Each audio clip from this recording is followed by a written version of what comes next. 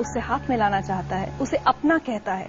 एक दिन उन्हीं गलियों में गोविंद को दूसरे बच्चों के साथ खेलने से भी मना कर दिया गया था। जानते हैं क्यों? क्योंकि गोविंद एक रिक्शे वाले का बेटा है।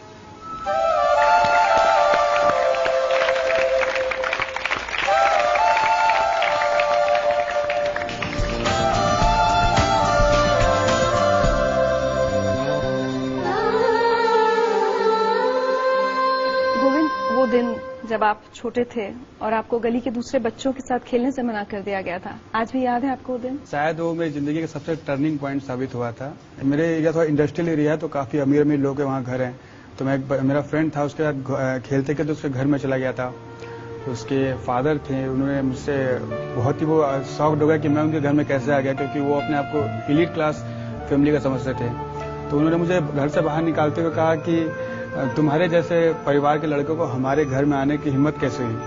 वो बात मुझे कई दिन तक समझ में नहीं आई, क्योंकि फिर मैंने अपने एक वरिष्ठ व्यक्ति से जो तैयारी कर रहे थे, एजुकेशन में काफी अच्छे थे, उनसे पूछा कि उन्होंने ये बात क्यों कहा। तो उन्होंने कहा कि तुम्हारे जो सामाजिक बैकग्राउंड है, तुम्हारे जो परिवार के बैकग्राउंड है, उसकी वजह से उन्होंने ऐसा कहा। तो मुझे लगा, मैंने पूछा बैकग्राउंड कैसे बदलते हैं। तो उन्होंने कहा कि बैकग्राउंड या तो तुम्हारे पिता के वक्त से बदल सकता है, या तुम अपने आप को समाज में इतना स्टेब्लिश कर लो कि उससे ऊपर जाने के बारे में कोई न सोचे। तो मैंने उनसे पूछा कि इस देश में ऐसी क्या चीज है जो मैं कर लूं तो शायद उससे ऊपर सर्विस में जाने में कोई नहीं बता सकता। तो तैयारी में थे, उन्होंने बताया कि अगर तुम आईएएस बन जाओ, मजाक में ही उन्होंने बोला था, अगर तुम आईएएस बन जाओ तो इस देश में उससे ऊपर की जॉब कोई भी नहीं है। तो उसी दिन से मैंने सोचा था कि अच्छा मैं आईएएस ही बनूंगा, और उसका प्रतिफल था कि मैंने यूपीएससी की परीक्षा पहले ही प्रयास में निकाल ली थी। मतलब 6th स्टैंडर्ड आप बता रहे हैं, तो शायद 12-13 साल की उम्र रही होगी आपकी। बिल्कुल। उस उम्र में आपको ये बात इतनी चुभ गई थी कि आप कहते हैं कि उसने आपकी जिंदगी की दिशा बदल दी थी? हाँ, क्योंकि उसी समय मैंने तय कर लिया था कि मुझे इस सेवा में जाना है, और इतना ज्यादा मैं कंसंट्रेट इसके बारे में था कि लोग 10th करते हैं, 11th करते हैं तो सोचते हैं कि मैं इंजीनियर बनूंगा, डॉक्टर बनूंगा, उसके बाद वो लोग सोचते हैं कि मैं आईएएस बनूंगा। मैंने उसी समय सोच लिया था कि मैं आईएएस बनूंगा। घर के हालात कैसे थे? हालात खराब थे, लेकिन हम कंपेयर कभी नहीं करते थे ये हालात अच्छे क्या होते हैं, कि जिसके घर खर्चा पर डे 1000 वही अच्छा है, ऐसी कोई बात नहीं थी। लेकिन हाँ, प्रॉब्लम्स बहुत आती थी, खास करके कि हम लोग एक ही रूम में रहते थे, 5 लोग थे एक ही रूम में, मतलब खाना बनाना सभी काम एक ही रूम में होता था। तो माहौल बहुत ज्यादा टिपिकल था, जिसकी वजह से प्रॉब्लम काफी आती थी। दूसरे बच्चों को देखकर कॉम्प्लेक्स भी होता था कि मैं इन जैसा क्यों नहीं हूँ, या मेरे पास इतनी फैसिलिटीज क्यों नहीं है? होता था कभी कभी। कोई बच्चे का मन जो 7th 8th में पढ़ता है, उसके मन में आ ही सकता है कि मेरे पास अच्छे कपड़े हों, जो हमें साल भर में एक बार मिलते थे होली पर। कई लड़कों को हर साल 3, 4, 5 तक मिलते थे। तो होता था, लेकिन छोटी छोटी बातें ही तो ज्यादा पिंच करती थी कि मुझे आगे और पढ़ना है, और पढ़ना है, और पढ़ना है। जो वो मैंने 6th स्टैंडर्ड में सोचा था उसे पूरा करना है, वो ज्यादा हेल्पफुल हुई गई। तो और जब आप बहुत पढ़ने की कोशिश करते थे तो अड़ोस पड़ोस वाले आपको काफी डिस्करेज भी करते थे, कुछ उल्टा सीधा भी बोलते थे? बहुत ज्यादा, थोड़ा तो नहीं कर सकता, बहुत ज्यादा करते थे। क्योंकि मेरी सिस्टर ममता जी, जिन्होंने पढ़ाई की नींव रखी घर में, लोग बहुत उन पर पिंच करते थे कि तुम्हें तो बर्तन धोना चाहिए दूसरे घर में जाकर, तुम पढ़ने के बारे में कैसे सोच सकती हो। हमें भी सोशल काफी लोग डिस्करेज करते थे कि पढ़ लिख के ज्यादा क्या होगा, एक रिक्शा या 2 रिक्शा रख लोगे, तुम भी चलाओगे, दूसरे से चलवाओगे। गुस्सा नहीं आता था गोविंद? आता था, लेकिन कर क्या सकते थे। या तो हम उसको उसी में निकालते लड़कर और अपनी स्थिति को वीक करते, या उसी एनर्जी को बचा कर रखे तो एग्जाम में लगाते।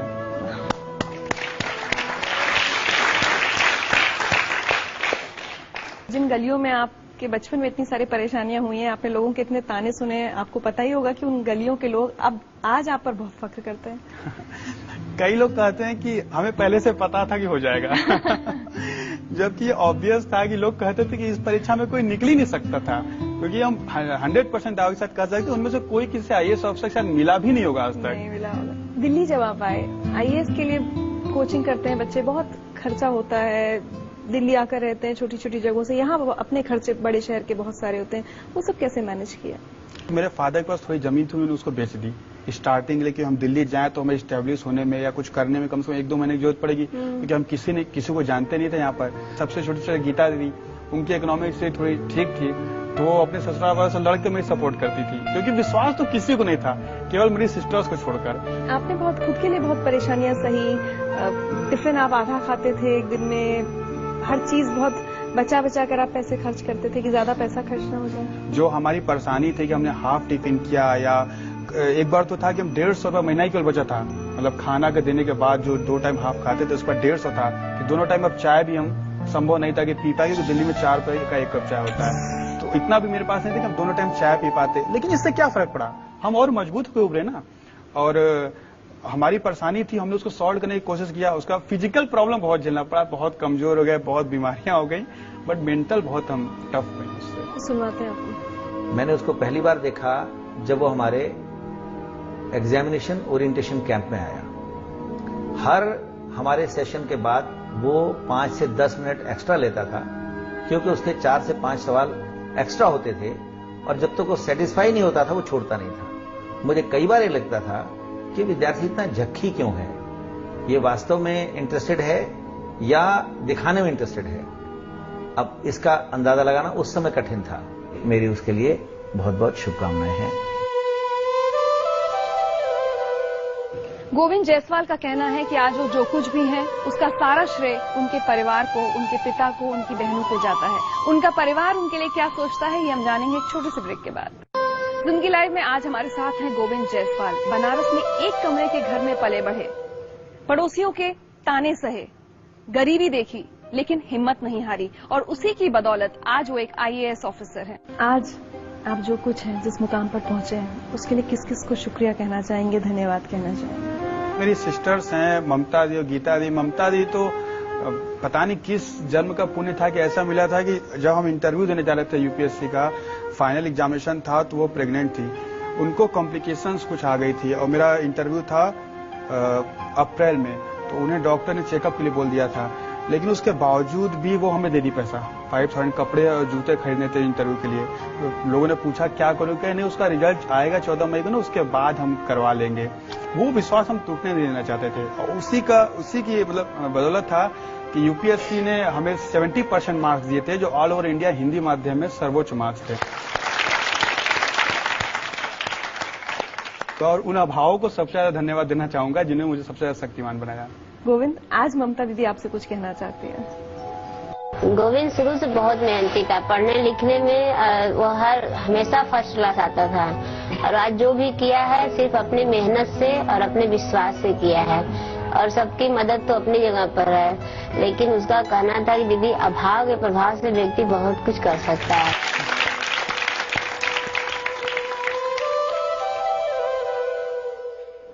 बहुत सी ऐसी बातें होंगी जिन्हें याद करके आज भी आंखों में आंसू आ जाते हैं।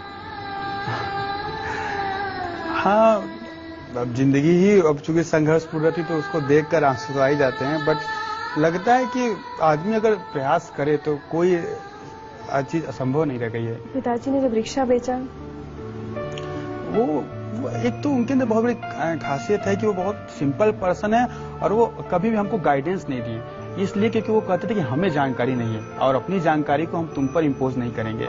तो कहते जितना हमसे मैक्सिमम हो पाएगा, क्योंकि उनको तो 4 साल से पैर में सेप्टिक हो गया था, तो वो चल नहीं पाते, तो उनके पास 3-4 रिक्शा थे जिसके बल पर वो किराए पर दे देते थे। लेकिन कभी कभी एक साथ में पैसे की जरूरत पड़ जाती थी, तो उन्होंने कहा कि क्या हुआ, जो चीज है तुम्हारे लिए तो है, चाहे किसी के पास 2 लाख 4 लाख रहता है, हमारे पास 2-3 रिक्शा है, तुम्हारा ही है, तो उसको भेज देते हैं।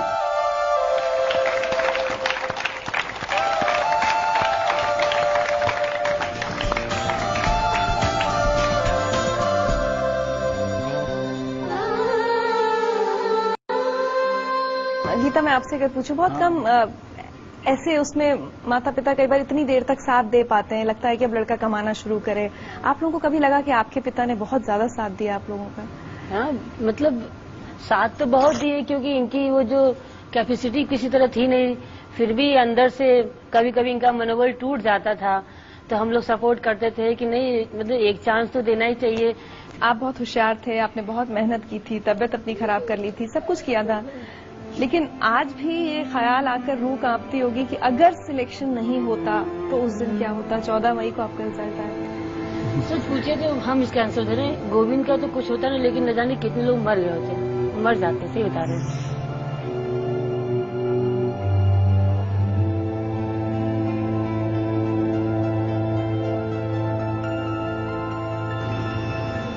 टाइम काफी टफ था उस समय। अगर न होता तो मेरे फादर की तबीयत बहुत ज्यादा खराब थी उस समय। हमारे रिजल्ट के 10-15 दिन पहले तो बाबूजी रोटी अचार में पानी डाल के खा रहे थे।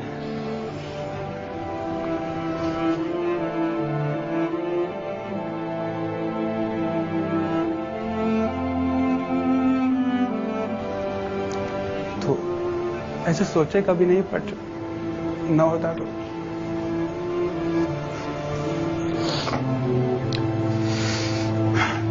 उसको भी संभालते किसी तरह, बट टाइम काफी टफ हो जाता।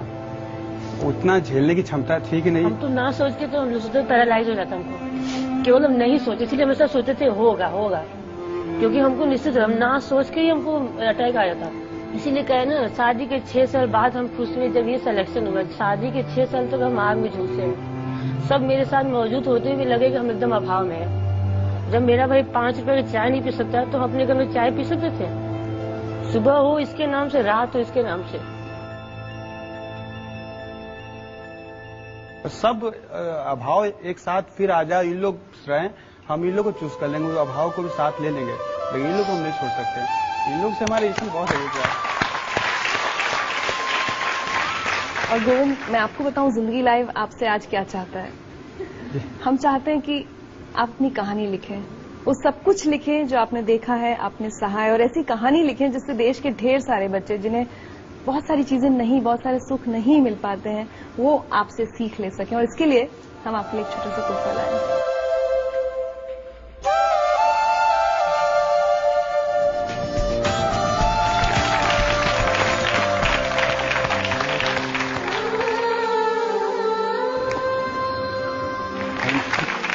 और आज हम चाहते हैं कि इस परिवार के लिए, ऐसे पिता के लिए और ऐसी बहन के लिए हम सब अगर खड़े होकर तालियां बजाएं, इस परिवार को हमारा सैल्यूटेशन।